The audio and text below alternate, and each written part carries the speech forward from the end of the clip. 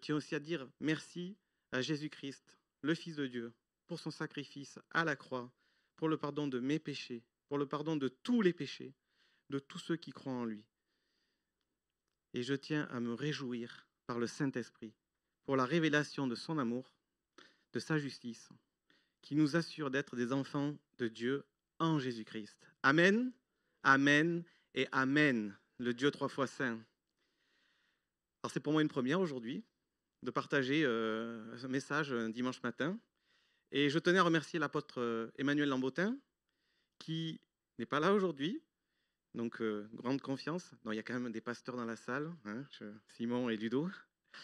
Mais pourquoi il n'est pas là? Parce qu'il exerce son ministère. Alors, ceux qui ne savent pas ce que c'est le ministère d'apôtre, ils peuvent aller voir dans Éphésiens 4. Ça ne sera pas le sujet du jour. Parce que mon titre, on va commencer, c'est « Ne rate pas le coche ». Alors, ne rate pas le coche, vous pourriez me dire, mais quel coche? Parce que là, à ce stade-là, il y a différents cas dans ta vie où tu peux avoir une problématique parce que tu as loupé quelque chose. Et tu es fait de chair, mais tu as aussi des pensées et tu as aussi un esprit. Donc tu peux rater le coche dans divers domaines. Alors quand c'est rater la marche d'escalier, ça peut se passer avec une petite peur, une petite goutte qui arrive au front, comme te casser un os ou deux, voire te briser le cou. Il y a aussi rater la méga promo de la semaine. J'ai raté l'achat des nouvelles baskets, il n'y en a plus. Bon, ça, c'est pas trop grave, on est d'accord. Et il y a aussi raté son train pour aller au travail. Bon, si tu as un employeur sympa, il te dira « Allez, je t'enlève qu'une heure », si tu es en retard d'une heure. Et à pire, c'est rater son train pour aller en vacances. Parce que là, pour la peine, tu es obligé de repayer ton billet ou d'annuler tes vacances. Mais on reste sur des choses qui sont charnelles, matérielles. Et au niveau des sentiments, on peut aussi rater dans sa vie des moments importants. Et je vais en citer deux. Par exemple, tu peux, parce que tu es occupé par les choses de la vie, c'est-à-dire ton boulot, tes passions, tes hobbies, ton assaut, de passer un moment proche avec quelqu'un que tu aimes et le renouveler en disant « Ah mais ça j'ai pas le temps, je travaille ».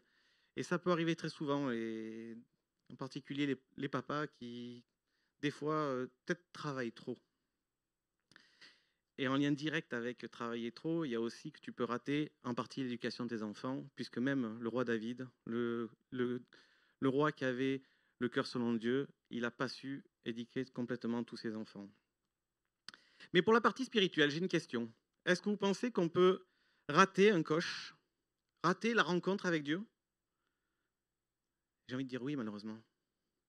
Et c'est le plus grave. Alors, ce matin, ne rate pas le coche. Lève les yeux vers le Seigneur Jésus. Il a la solution à tous les problèmes. Il délivre, il guérit et il donne surtout accès à la vie éternelle. Amen. Alors, j'ai entendu Amen, donc évidemment je continue dans les définitions comme évangélique, etc. Amen, ça veut dire c'est la vérité. D'autres dans la salle, ou peut-être sur Internet, qui vont me regarder, on ne sait jamais, diront, ok, tu nous dis ne loupe pas le coche, donc avec Dieu, et je vais ajouter dans le texte que je vais développer avec Jésus en particulier, et du coup, prouve-moi que Jésus-Christ est la solution dans ma vie, à mes besoins, et que c'est une nécessité que je rencontre pour construire ma vie avec lui.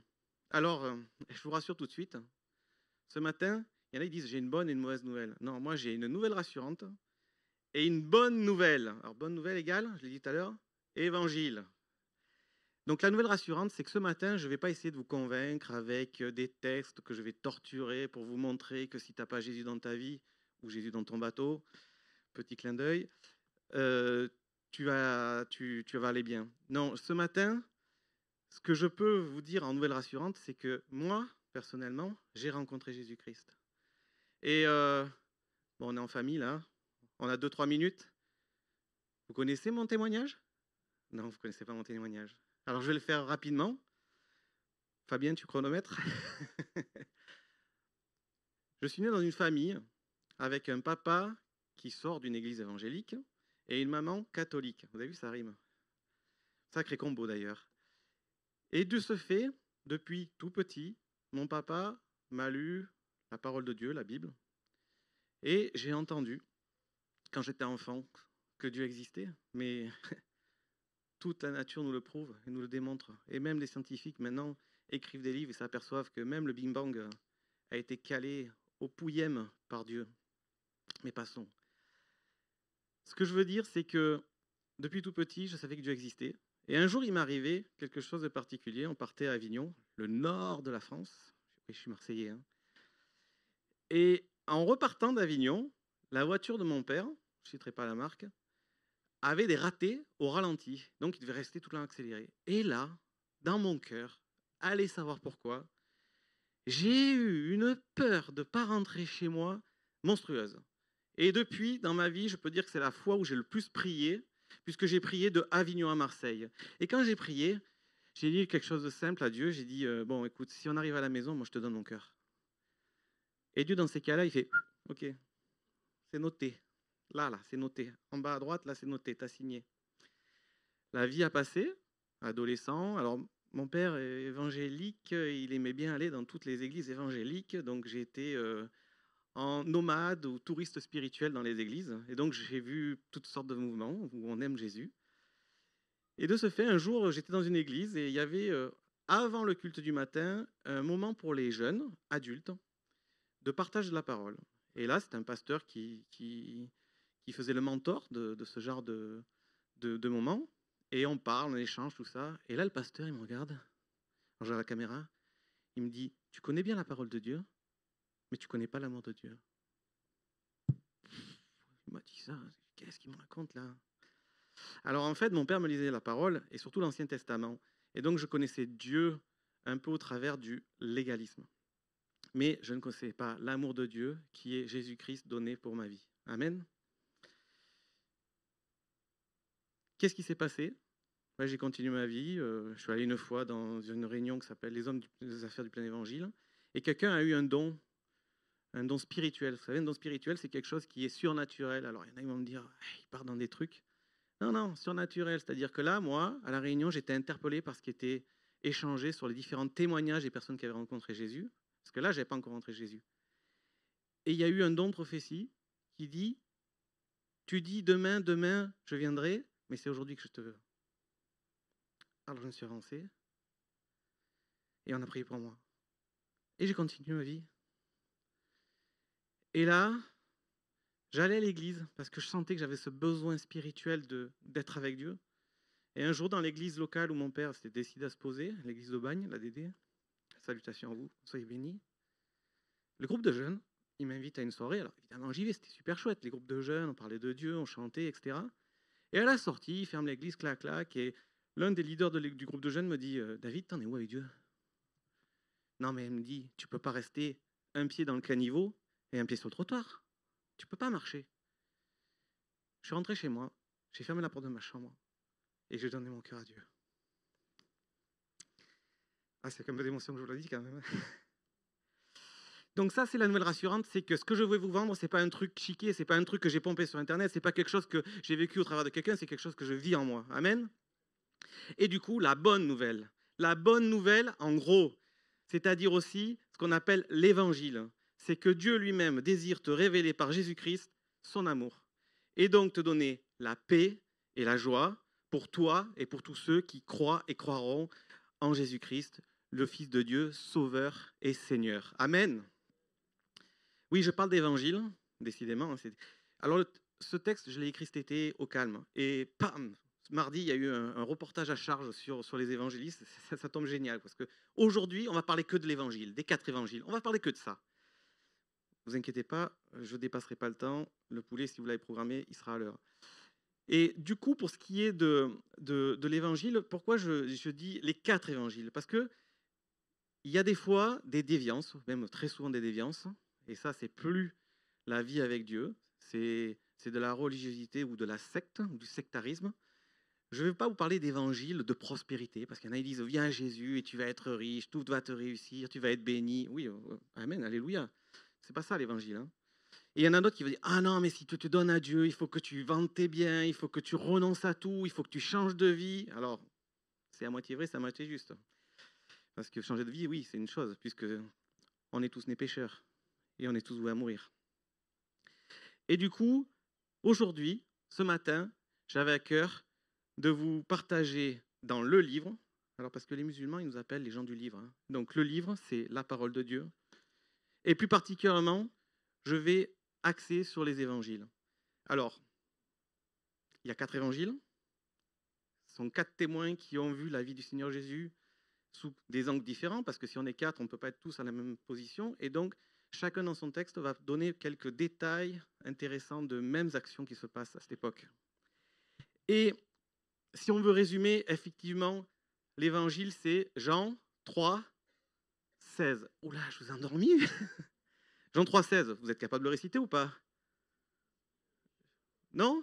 Car Dieu a tant aimé le monde qu'il a donné son Fils unique, afin que quiconque croit ne périsse point, et ait la vie éternelle. Amen.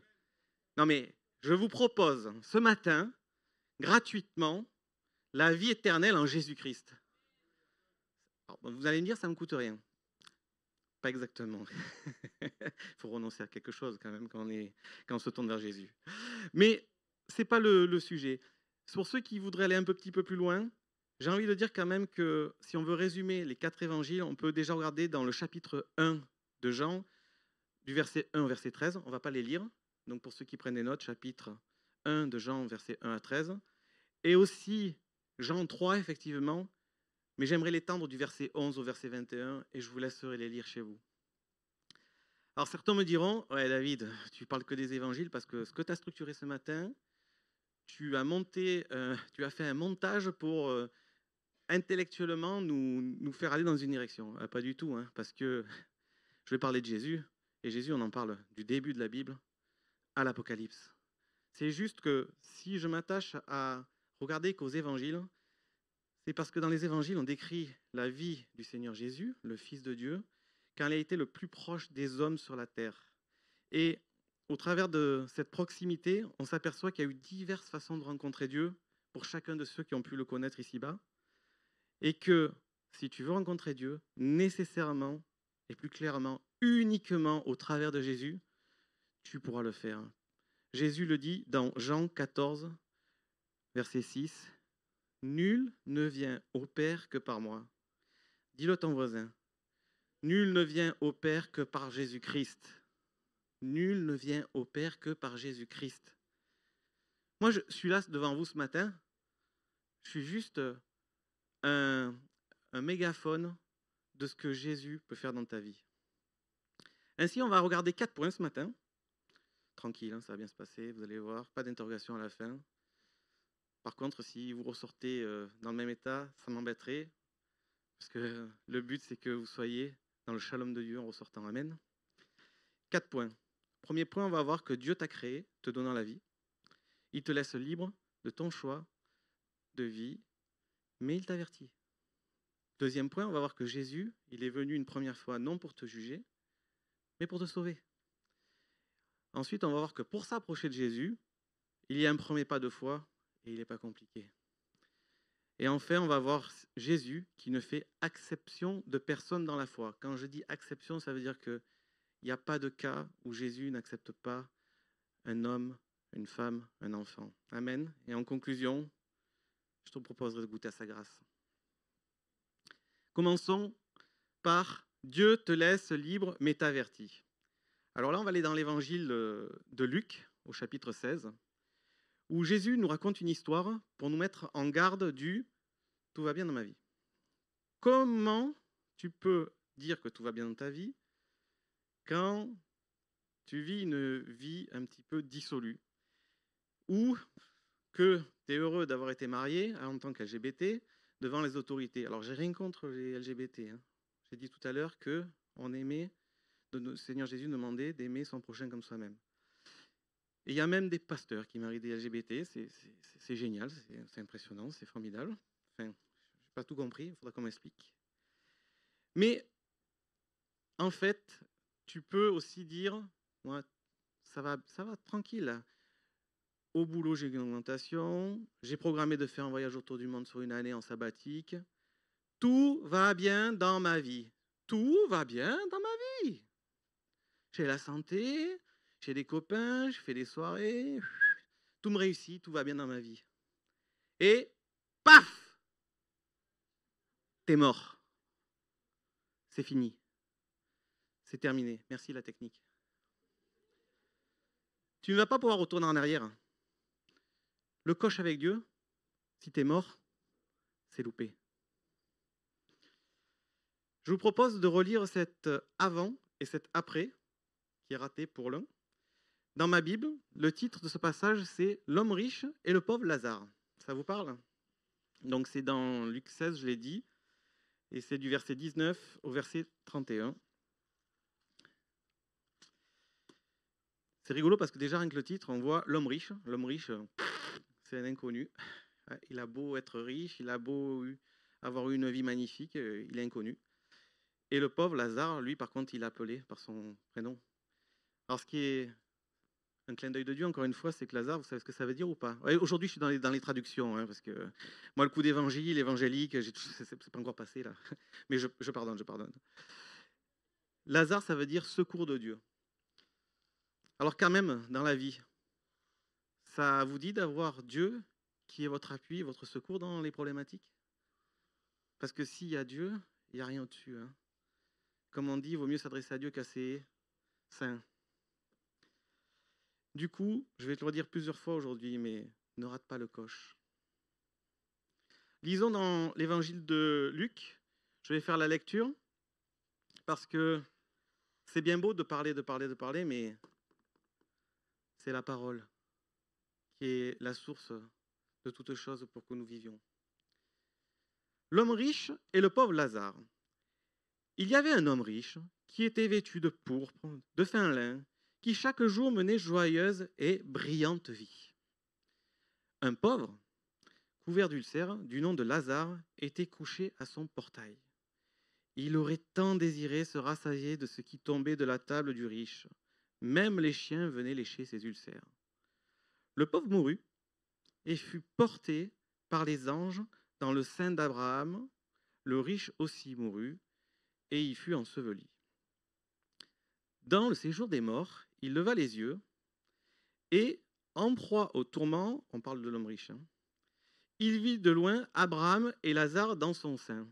Il s'écria « Père Abraham, aie pitié de moi et envoie Lazare pour qu'il trempe le bout de son doigt dans l'eau et me rafraîchisse la langue, car je souffre dans cette flamme. » Abraham répondit « Mon enfant, souviens-toi que tu as reçu tes biens pendant ta vie et que de même Lazare a eu les maux. Maintenant, il est ici, consolé, et toi tu souffres.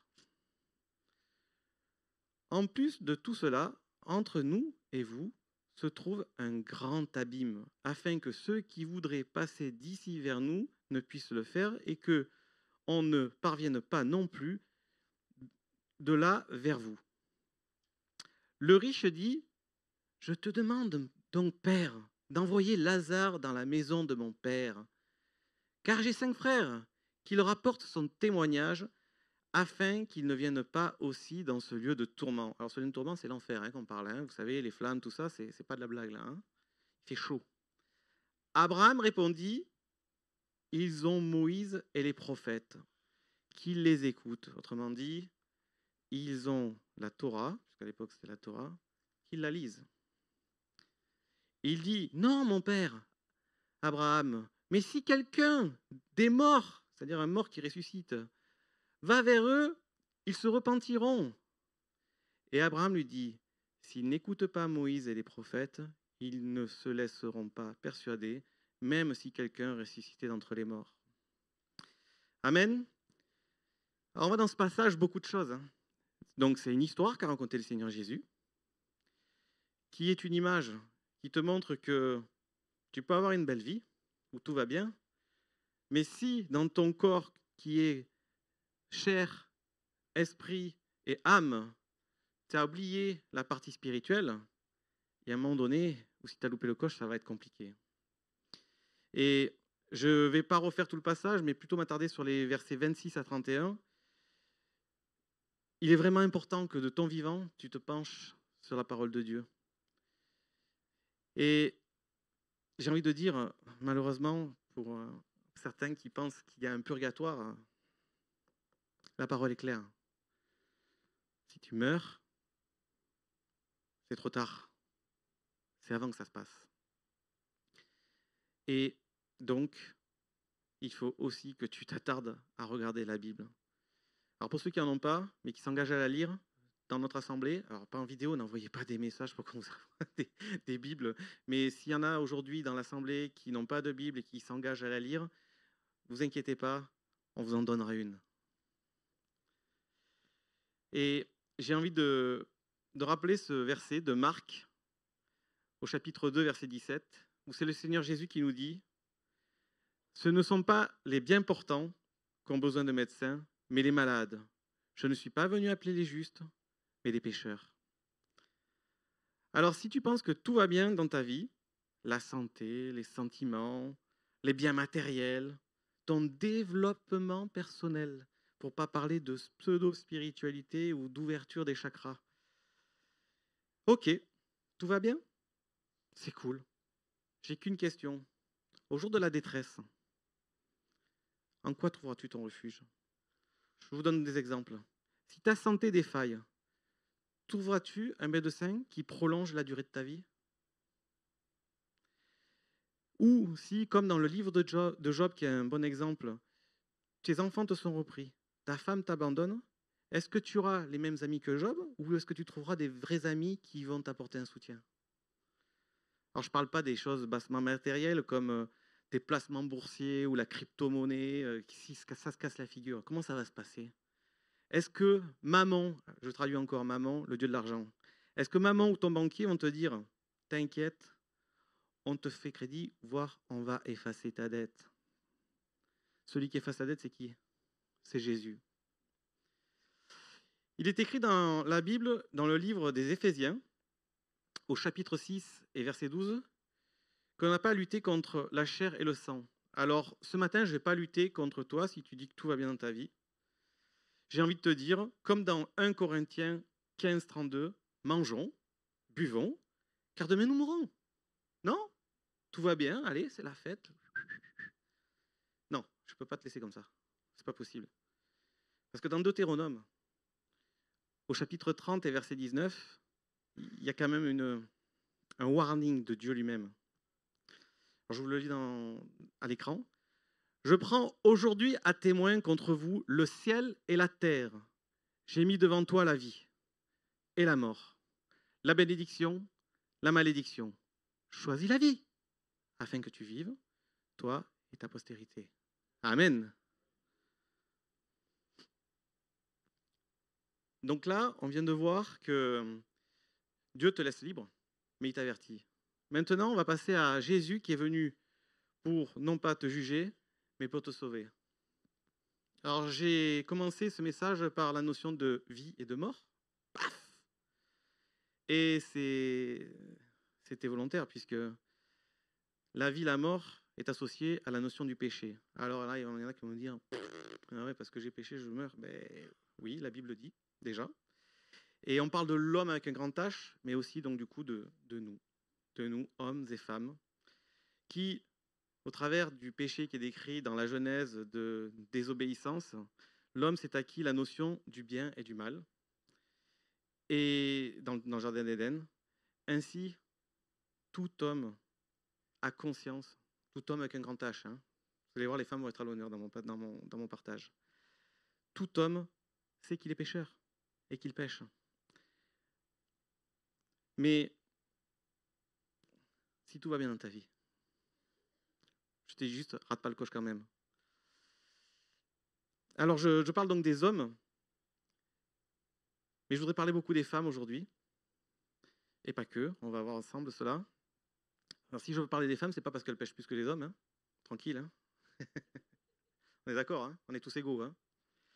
Mais c'est parce que la femme, pour moi, déjà le Seigneur Jésus, il avait un sacré avance sur les féministes, hein, parce que pour moi, s'il y a quelqu'un qui a défendu la cause féministe, c'est bien Jésus, hein, et il la défend toujours. Hein.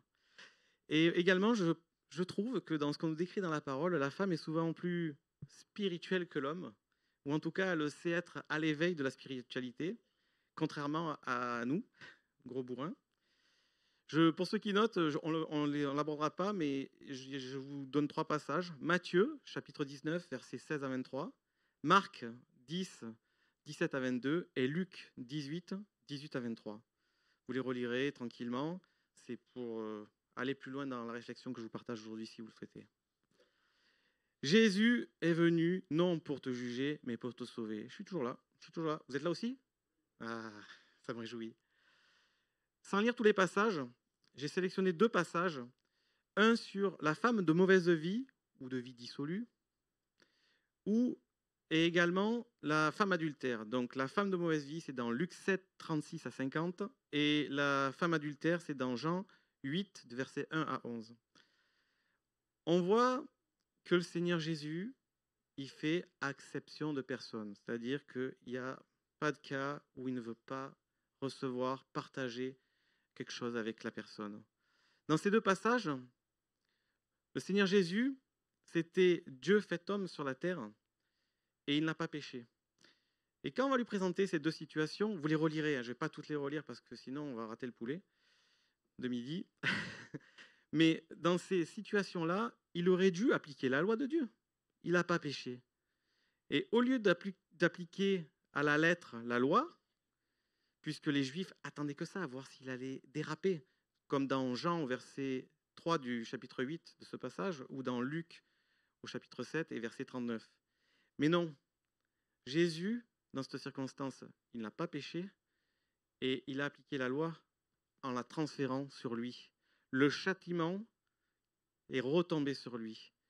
Et comme l'annonçait Jean quand il baptisait d'eau du baptême de repentance, dans Jean chapitre 1, verset 29, il disait « Voici celui qui enlève le péché du monde. » Amen. Et ça, intellectuellement, c'est difficile à comprendre. Que Dieu, il nous aime tellement qu'il envoie son Fils pour porter nos péchés, et comme ça, répondre à la loi et éviter le châtiment et la mort. J'ai envie de rajouter Jésus à cette époque, mais encore aujourd'hui, fait grâce. Fait grâce. Vous savez, là, il y a peut-être quelqu'un qui aura besoin d'une grâce présidentielle, un président qui a besoin d'une grâce présidentielle. Bon, passons. Mais du coup, il fait grâce à la condition que l'on reconnaisse comme le Messie, c'est-à-dire le Sauveur. Car il a donné sa vie à la croix, et nous savons tous, comme moi, enfin pour ceux qui l'ont vécu, qu'on sait qu'il est ressuscité parce que son esprit nous montre combien il nous aime. Alors j'ai envie de te dire, ne rate pas le coche avec Jésus-Christ Sauveur. Passons au 3e point. Pour rencontrer Jésus, il y a un premier pas, 2 fois, et s'approcher de Jésus. On va refaire une lecture. Oui, je vous ai dit, moi, c'est la parole en priorité. Et cette lecture, ça va être dans Matthieu, au chapitre 9. Matthieu, chapitre 9, 18 à 21.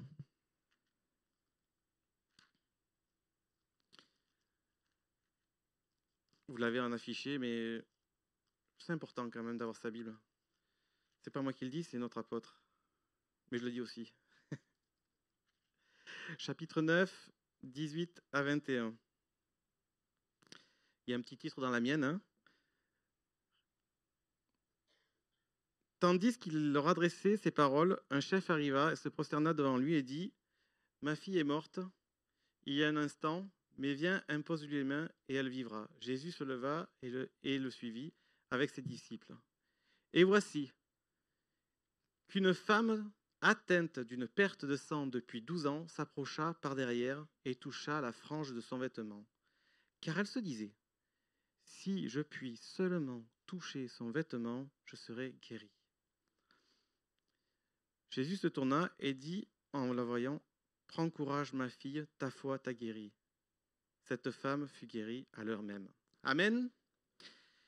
Ce passage, il nous est rappelé, donc le titre c'était Résurrection de la fille de Jairus, mais on voit que le Seigneur Jésus il sait gérer plusieurs choses à la fois. Il allait pour une problématique, et sur le chemin, quelqu'un désire s'approcher de Jésus. Parce que cette personne, à la fois que c'est Jésus qui peut la guérir. Et ce passage, on le retrouve avec différents détails, aussi dans Marc et dans Luc. Mais ce que j'ai envie de vous dire, c'est que s'approcher de Jésus, c'est pas dur. Alors il y en a qui vont me dire, David, Jésus, maintenant il est au ciel pour l'instant, je ne peux pas le toucher. Ok, c'est vrai, c'est vrai. Par contre, tu peux lui parler. Et si tu lui demandes un rendez-vous, son agenda il est toujours ouvert pour toi. On va lire Apocalypse, chapitre 3, verset 20. Si tu veux t'approcher de Jésus, lui il est ready, il est open.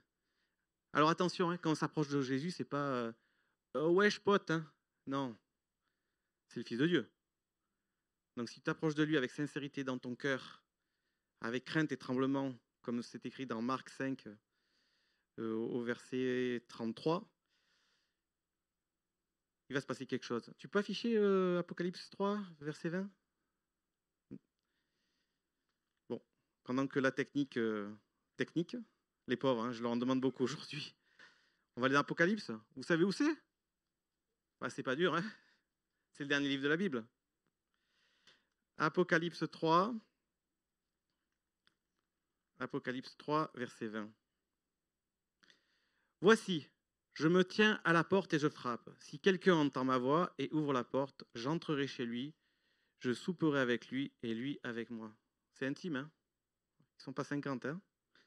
Donc c'est dans l'intimité. Si tu demandes un rendez-vous à Dieu, t'inquiète pas, il sera là. Il sera à l'heure, il ne sera pas en retard. Lui, il ne fera pas le coche. On arrive au quatrième et dernier point. Et ce dernier point, c'est que Jésus ne fait exception de personne. On va regarder rapidement 3 exemples.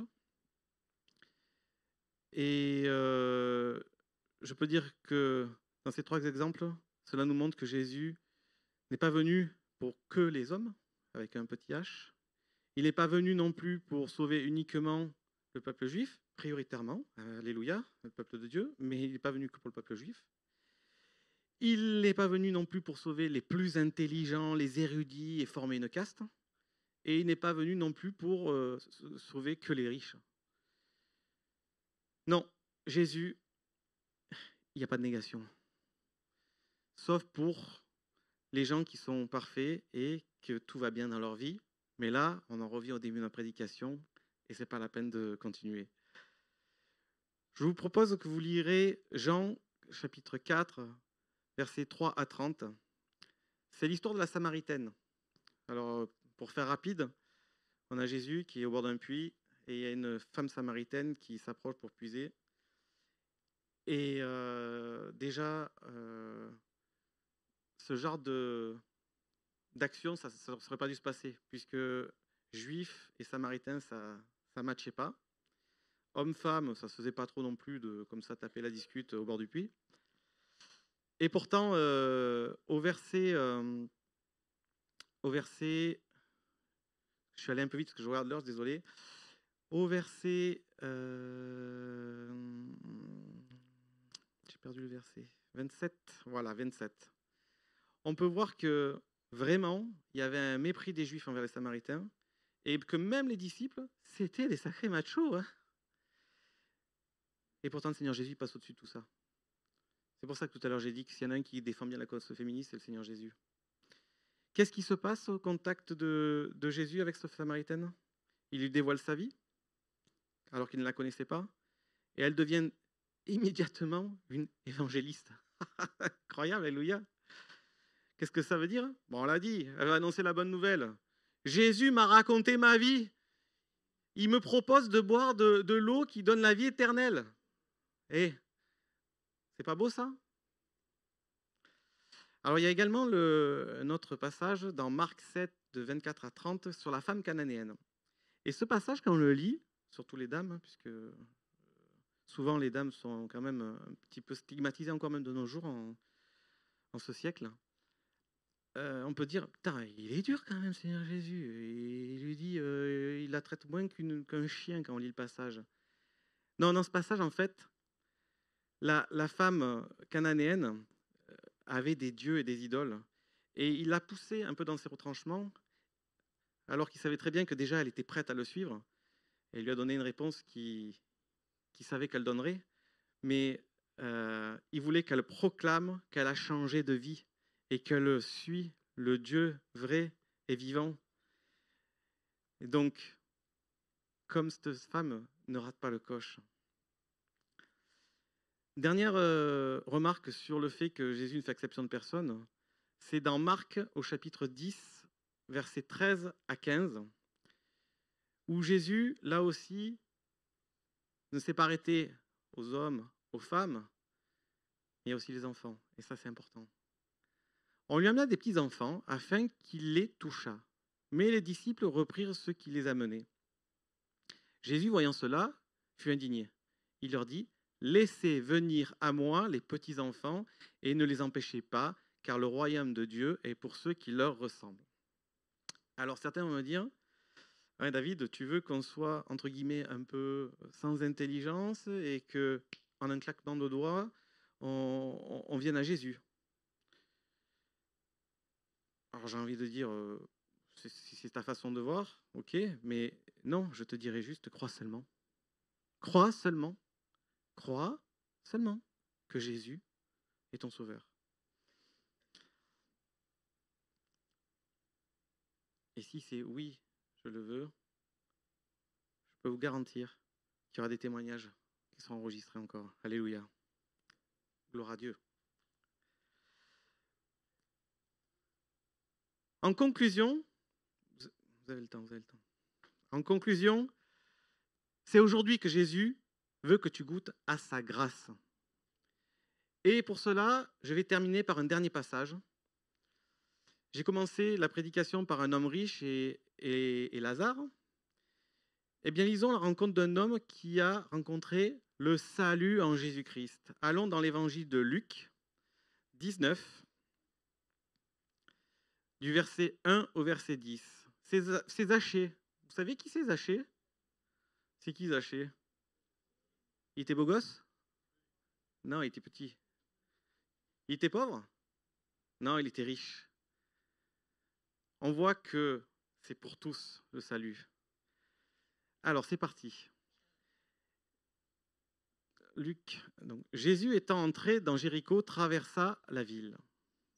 Et voici, un homme riche, appelé Zachée, chef des publicains, cherchait à voir qui était Jésus. Mais il ne pouvait y parvenir à cause de la foule, car il était de petite taille. Il courut en avant et monta sur un sycomore pour le voir, parce qu'il devait passer par là. Lorsque Jésus fut arrivé à cet endroit, il leva les yeux et lui dit, « Zachée, hâte-toi de descendre, car il faut que je demeure. » Je n'ai pas entendu? Aujourd'hui, dans ta maison. Non mais, vous vous rendez compte? Tout à l'heure, je vous ai dit que ce n'était pas dur de s'approcher de Jésus. Là, Zachée, il avait un petit handicap, c'est qu'il était petit. Ben, il a fait travailler tout le reste de son corps. Spirituellement, il voulait rencontrer Jésus. Et le reste de son corps l'a aidé à s'approcher au mieux. Et là, Jésus, qu'est-ce qu'il a fait? Il a dit, aujourd'hui, c'est pas demain. Hein. Demain, je peux être mort. Demain, tu peux être mort. Alors, ne rate pas à côté de la vie éternelle. Ne passe pas à côté de la vie éternelle. Je vais faire un petit truc. Alors, je ne sais pas si la vidéo ça rendra ou pas. Je vais vous proposer, comme je vous ai dit tout à l'heure, je vous ai donné mon témoignage. C'était entre Dieu et moi. Je vais me tourner. Je ne vais pas vous voir dans la salle. Et si la parole de Dieu a touché ton cœur, ben c'est aujourd'hui qu'il faut que tu viennes à Dieu. Car Jésus a tant aimé le monde. Oui, parce que je dis Jésus, parce que Dieu et Jésus, ils forment qu'un. Et si Dieu et Jésus forment qu'un et que je le sais, c'est parce que c'est son Saint-Esprit qui me l'a révélé. Alors ce matin, si tu as été touché, je ne te demande pas de venir devant. Je ne vois pas ce qui se passe derrière.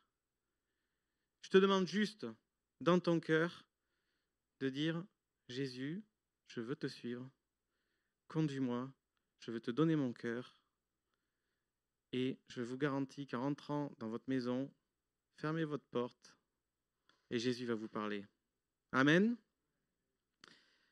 Alors en conclusion, je te laisse monter tranquillement la louange. Vous allez dire ce matin, il s'adressait à des personnes qui ne connaissent pas Jésus. Oui.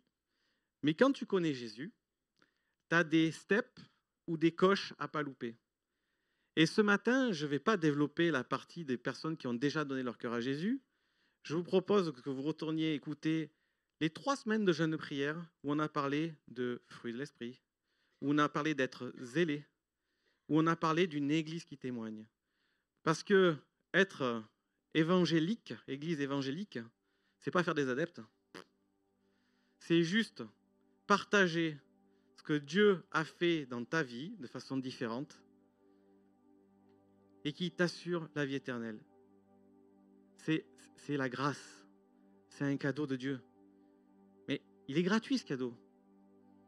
Il est gratuit. Il n'y a rien de gratuit sur cette terre. Mais de là où il nous est venu un cadeau. Il est descendu sur la terre. Il a porté nos péchés à la place de nous juger. Il a été crucifié. Son sang a coulé. Et nous savons qu'il est ressuscité. La Bible en témoigne. Parce que c'est aussi un livre historique, la Bible. Alors je vous propose, pour ceux qui le désireront, de vous rapprocher des pasteurs qui sont dans la salle. Si vous avez des questions, si ce que je vous ai dit vous a choqué, vous pouvez aussi venir me voir. Je peux vous dire qu'une chose, c'est que Jésus vous aime.